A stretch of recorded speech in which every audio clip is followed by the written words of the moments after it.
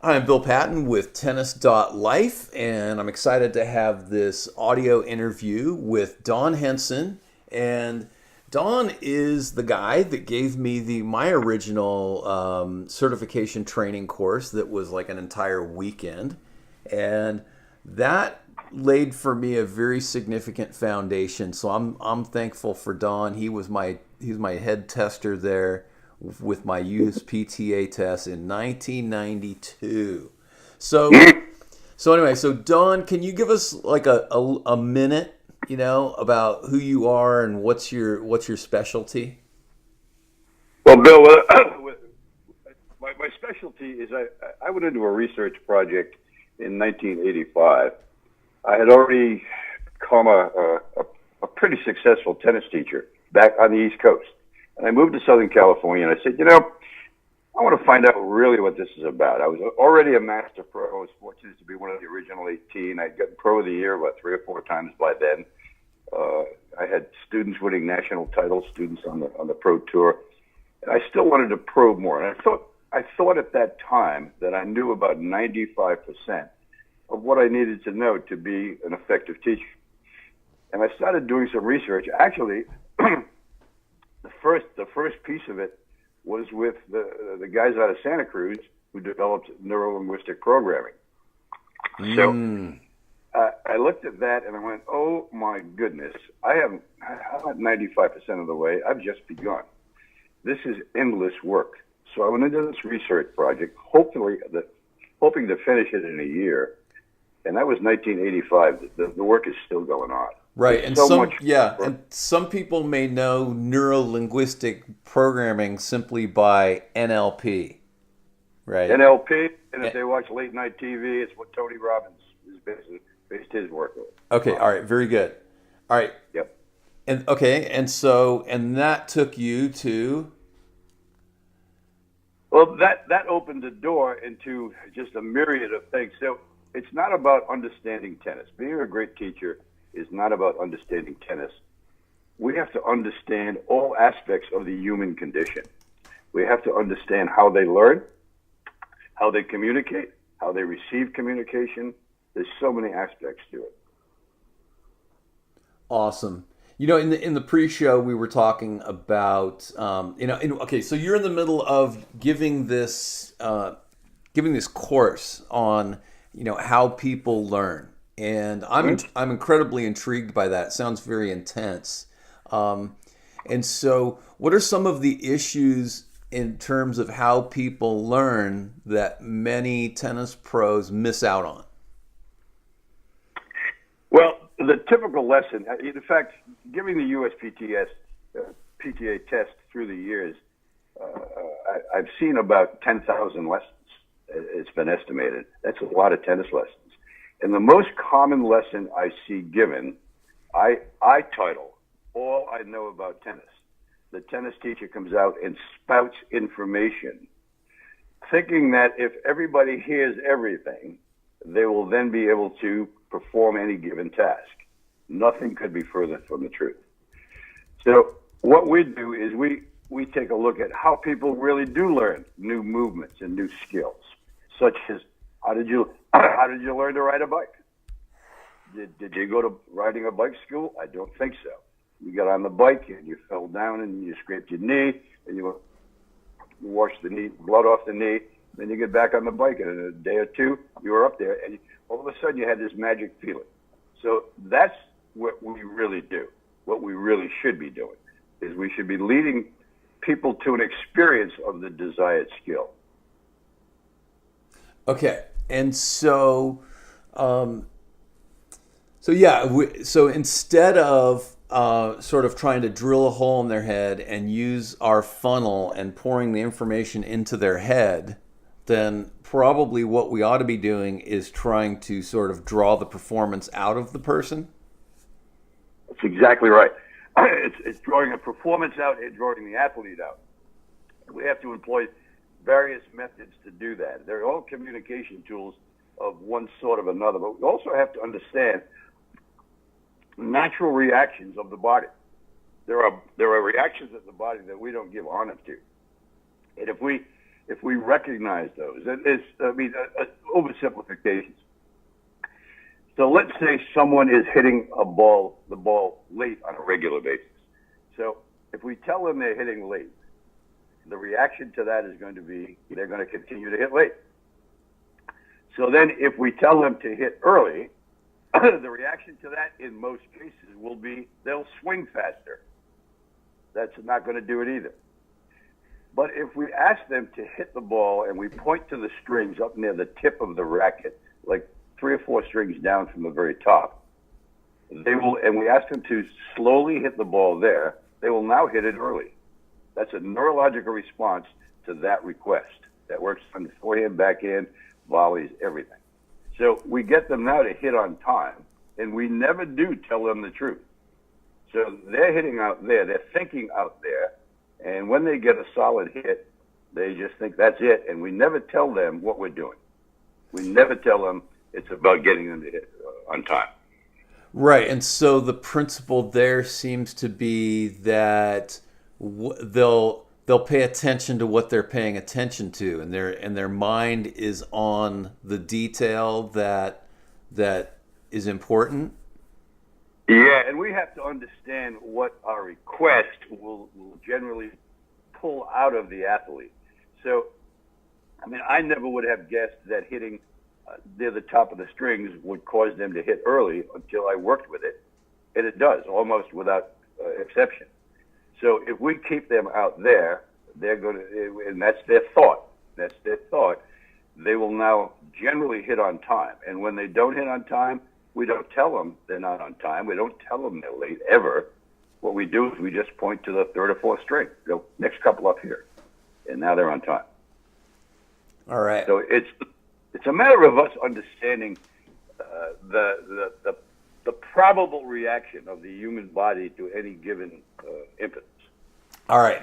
So I remember vividly that first experience with you, and I remember the person that you worked with, and I don't know if you remember this, but there was this gal, Tara Eden from Fresno, and she had only ever hit full Western in her entire life. Mm-hmm. Every coach she'd ever had tried to get her to flatten the ball out. She just couldn't. But then, barely even speaking to her, you got her to hit with something like a modified Eastern forehand grip and had her driving the ball in under 20 minutes. So do you remember that? I mean, it's 1992, but I remember it vividly. What club was this at, Bill? That was at Canocti Harbor Inn at Clear Lake. Wow, way up there. That was, you know what? I can even tell you the date of that. That was a St. Patrick's. That was a St. Patrick's Day. Oh, of course you know that. So, yeah, but I'm Irish. Now, okay. So, but I know that you must have done these types of things before. So, what's that process like to get someone to make a change that seems so habitually ingrained and move them towards what they want to do? I changed the task. I don't give them instructions that have anything to do with any piece of anatomy at all, but rather I change their intention, the task. So I can't remember what I said to her, but I'm going to guess it was, can you show me a slice forehand? Something along those lines. So now she had to adjust to hit a slice forehand, and then I would probably have her describe what spin she had on each ball. What was that one? Okay, and what was that one? What was her first name? Tara? Tara, yeah. Yeah. So what was that one, and what was that one? And I would just nurture her along in that manner, asking her to perform different tasks. The body will respond to the challenge without fail. Yeah. Without fail. And the important thing for us to understand is the way the mind works here. So the mind does not think in parts of the body at all. It doesn't respond to bend your elbow, turn your shoulders. It really does. It will give you a reaction but it's not a response that's going to lead you to the desired outcome, the desired result. But changing the task is one of the tools that we can use to make that happen, because the body will adapt to its needs. And if the need changes, it will adapt accordingly. It's fascinating to watch. And then we can guide it. An extreme example would be what we did there. So she's got a Western grip, and she ended up hitting flat, did she? Yes. So the opposite, so the Western grip is going to give her top spin every ball. So we just go the other way. We go to the other extreme and ask her to hit underspin. And we don't judge it. She may just hit less topspin. Who knows? But the mind will make an adjustment. So we just work with the mind, not against it. All right. Okay. Yeah, and that's fascinating. I think it's really interesting to go the opposite end of the spectrum until you can come back to what you want in the middle. Now, again, before we were talking about the 5 types of tennis lessons, and we want to get into so what are the 5 types of tennis lessons, and how can, pardon me, I'm getting notifications on my phone here, but what are the 5 types of tennis lessons, and how can tennis pros be successful in each of those? Well, there's 5 types, and there's only 2 that we commonly give. The first one that I consider to be the most important is the developmental lesson. That's the lesson where we're building a player over time. Okay, we see that person on a regular basis, whether it's once a week, twice a week, 3 times a week. We see them on a regular, and we're building a player within them. Right? The second type of lesson is the skill specific. Somebody comes to you at the club, Bill, and they want to find a topspin backhand, and you have them 1 or 2 sessions, and it's your job to lead them to a topspin back, to the experience of a topspin backhand. Then there's the workout lesson. This is the lesson where people go to the supermarket, take a shopping cart, fill it full of balls, you go out on the court and just jibber jabber and feed people balls, and they run around and they sweat. Mm-hmm. Then there's the lesson, and then there's the lesson where we teach them strategy of some kind, how to play, where to stand in doubles, a valuable lesson. And then the very last lesson is one that's seldom given. It needs to be given a lot, and that's where we teach people how to practice with one another. That's vitally. Yeah. The first two, the first 2 are the focus of most of this work. Right. The developmental and the skill specific. Okay, so let's handle those last, because I want to, let's go in a new direction where, people who are, really wanting, the meat of this discussion. So how about, let's get into what are the issues of helping people practice with each other better and making that a more valuable experience? Well, it's a very, very simple formula. I asked this question yesterday to the group I've got this week.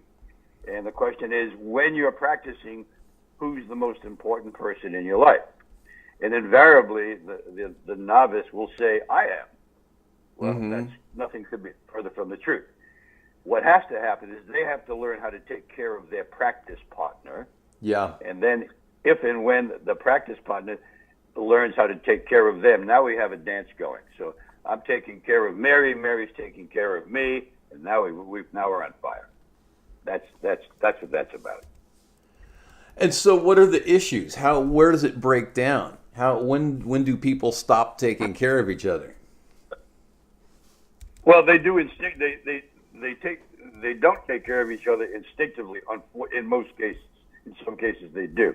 But when they come on the court, they generally are thinking about themselves. I want to make my forehand better. I want to make my backhand better. I want to try this. I want to try that. What they've got to come to realize is that can't possibly happen until they learn to take care of the person across the net. So it has to be totally cooperative. I was at a health resort. I had a research center for 5 years at a place called Murrieta Hot Springs, a beautiful, beautiful holistic resort. I had 14 courts there. And they used to do a relationship program. And they would send, once a month, on a weekend, they would send everybody in that program to me to learn how to play tennis together. And we just did that lesson with everybody. So now Mrs. Jones realized that if she takes care of Mr. Jones, Mr. Jones can then take care of her, and it just grows from there.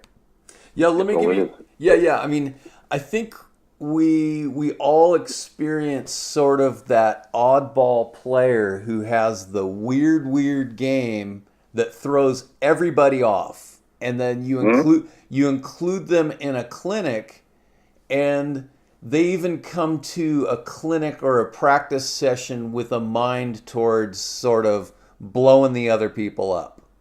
So the cooperation thing, what are the, how do you know when the cooperation is good? What are you guiding? What are the, how let's dig into the practicality of how do the players take care of each other? We just make a clear definition of success for each of them. And success is when they give the person on the other side of the net a perfect ball to hit. That is success. Nothing else is success. So if they hit a beautiful winner that they're very proud of, we need in that scenario to step in and say, no, that's not it. It's not it. You've got to take care of that person over there. And just emphasize that. It's no more complicated than that. Okay, and then when does that start to change into higher challenge levels? So now we've been cooperative for a period of time so that we can all hit and get our workout, develop some level of being able to make a few different shots in a row. So we have shot reliability and then when does increasing shot tolerance and the challenge, when do you start to increase the challenge level? The challenge doesn't increase very much. If you take a look at the way, just go online on YouTube and take a look at Roger Federer practicing. Roger Federer practices at half speed. He's more concerned with getting his own rhythm than anything else. And his practice partners just give him back the ball, and he gives them the ball. Because if he gives them the ball, then he gets another ball to hit. It's all about rhythm, and then he exaggerates the skill that he's doing so he gets the feel. But he never turns it loose. You don't turn it loose in practice, ever. It just doesn't happen. Okay. And now, we have players who come to us with a certain mindset, and they're 3-0 to 4-0 players, and to them, practice for say a USTA match only consists of playing doubles with each other and trying to win. So, how can coaches sort of help players make that mental shift away from that rut into a more cooperative way of practicing? First of all, practicing playing competitive doubles is a valid way to practice. It's extremely valid, especially if the coach is there to make suggestions as they go. However, we're talking about hitting practice.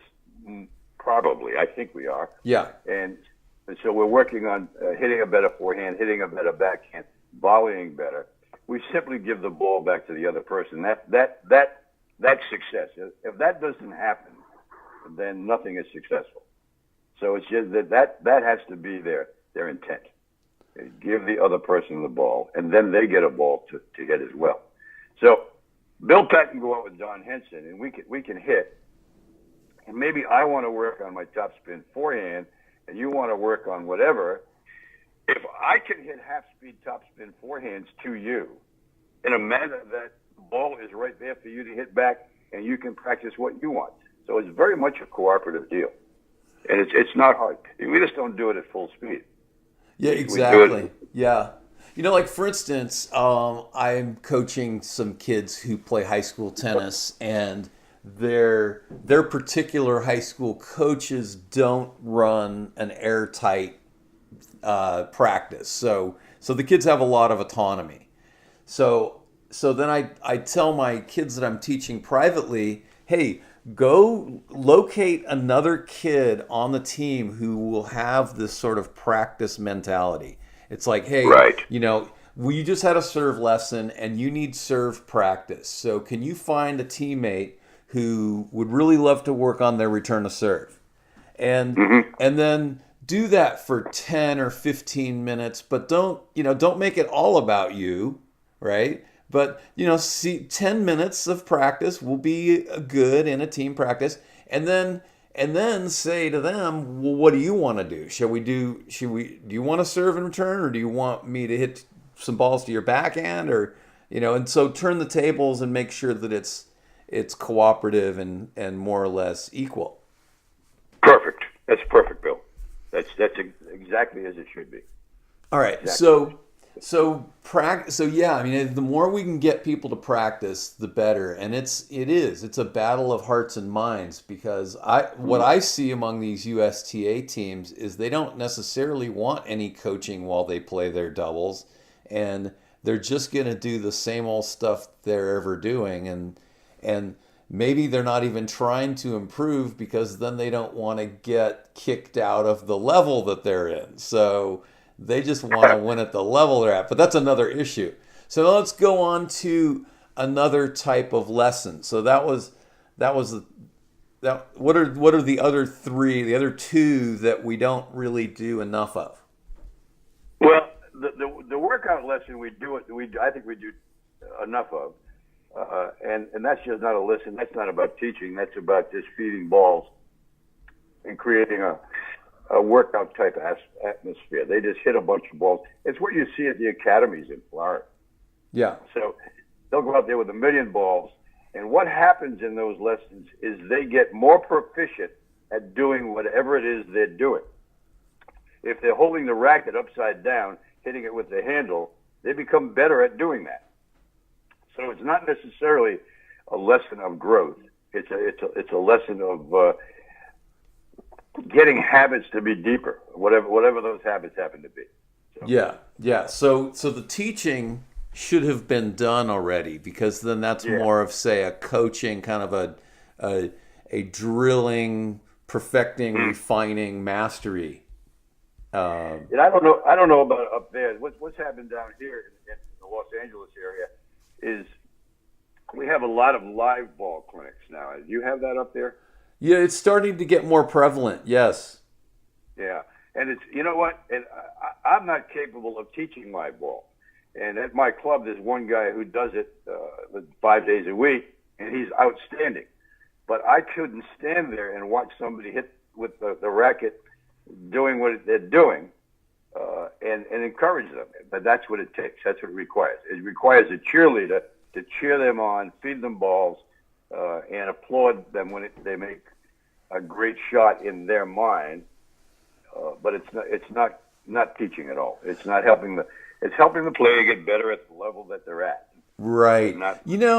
Yeah, it's interesting, because I have a couple of girls who come to me, and they're both pretty much the same level. They're good high school players, and we have this semi-private lesson that we do every other week, and it's pretty intense. So we go through a little warm-up phase, and we use the big heavy foam balls, the large ones, and then we progress into some cooperative drilling, and then for about the last anywhere from 20 to 40 minutes, then they'll play a competitive set. But then after each point that's important to discuss, we'll get into, okay, what was the crux of that point? When did that point start to get turned in the direction of the player who won it? And then we might say, okay, look, was it a technical issue? Was it a tactical issue? And we'll address that really quick. We might say, hey, pay attention to your spacing or whatnot. So, I mean, if you can do live ball, if you're also sort of providing some input and you don't get too overly complicated with it. Yeah, there's various degrees that we could do it with. In general, it's not done that way. The people that go and take it just out for a workout and a good time. They're not trying to get better. They're trying to hit a lot of balls.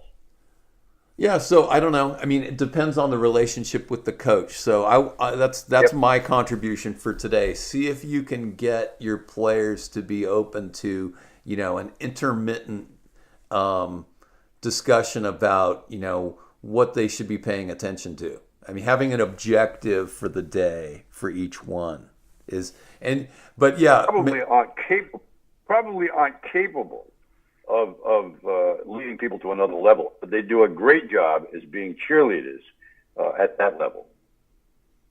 A lot of them just don't have it. They found their own little niche. They're live ball instructors. That's all they do. Okay. Yeah.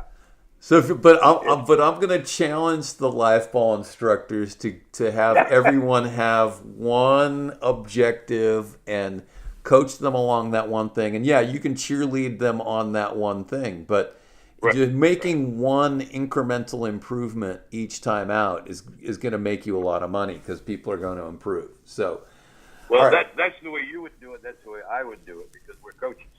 But that isn't the way live ball coaches necessarily do it.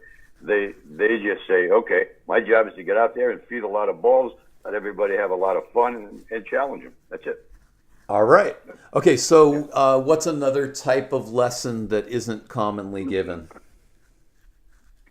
The strategy lesson, the learning how to play lesson. It's where to stand in doubles. Doubles 101. Mm-hmm. You should be here. You should be there. Your job is this. Your job is this. That's. I see it more commonly given in doubles than it is in singles.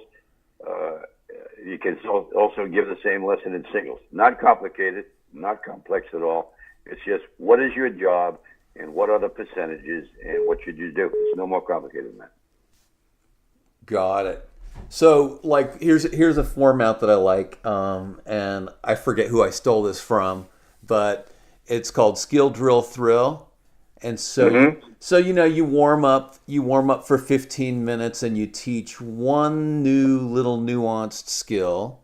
Then you do about 30 minutes of a point play situation where it's already set up. They're going to get that shot over and over and over again, right? And then they play, and then you play the point out. And then the last 45 minutes is everybody playing doubles and with the eye towards, you're looking for them to execute that play, right? Whatever it is, the new thing that you just taught them, the technical thing, and then you gave them a lot of reps, and now let's do it in a live situation with coaching. So thoughts on that? Or, are there better ways to do that? There's a lot of ways to do that, but I like what you're describing very much. That certainly works.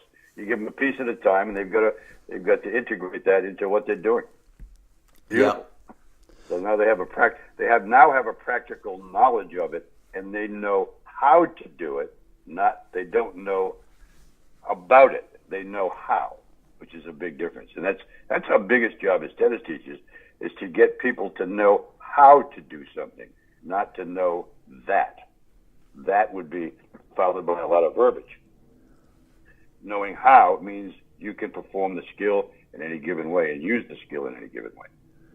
All right, and so that kind of gets into the fact that they understand it because they know what it looks like and they know what it feels like, They know what it feels like. They know what it feels like. It's all about all learning in tennis. All ultimately takes place in the feeling. All. So we can lead them there with various means. We can lead them there visually.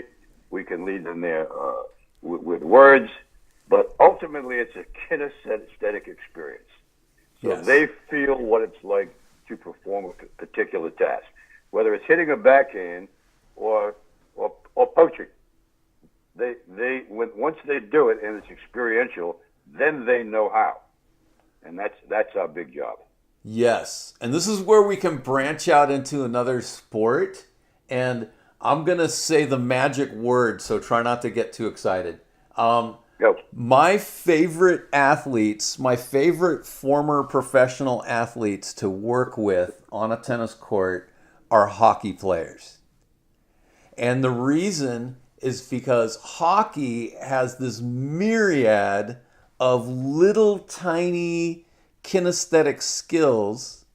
And so hockey players' minds are so incredibly well trained to understand translating a few words or a visual into a feeling. And so, I mean, I've just been amazed. I had this guy, he was a 4-5, and I was playing 5-0 at the time. And by the end of the lesson, he was killing me. So he'd gone up a whole level just with one lesson because he just understood. You gave him a couple of reps and he just understood what to do. And then his athleticism took over, and I was toast. I'm sitting here smiling, Bill. I don't think you know that I was a hockey player. Oh no, I do know that. So, oh, you do? Okay. Yeah, I prefaced my thing by saying I'm saying the magic word. So that is the magic. so let's dive into that sort of that lexicon, developing the lexicon of understanding a feeling. Mm-hmm.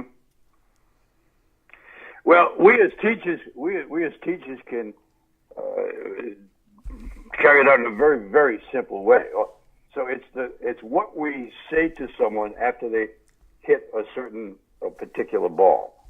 And the most simple expression would be, how did that one feel? Mm-hmm. How did that feel? So what we do is we appeal to their inner senses, not to anything outer. We don't tell them. I don't believe we should ever tell them that was a great shot. Okay, I like that. That's not about not about them. That's about us. We need them to learn to self-validate internally. That felt good. I like the way that felt. Okay. And so it's all appealing to their inner senses.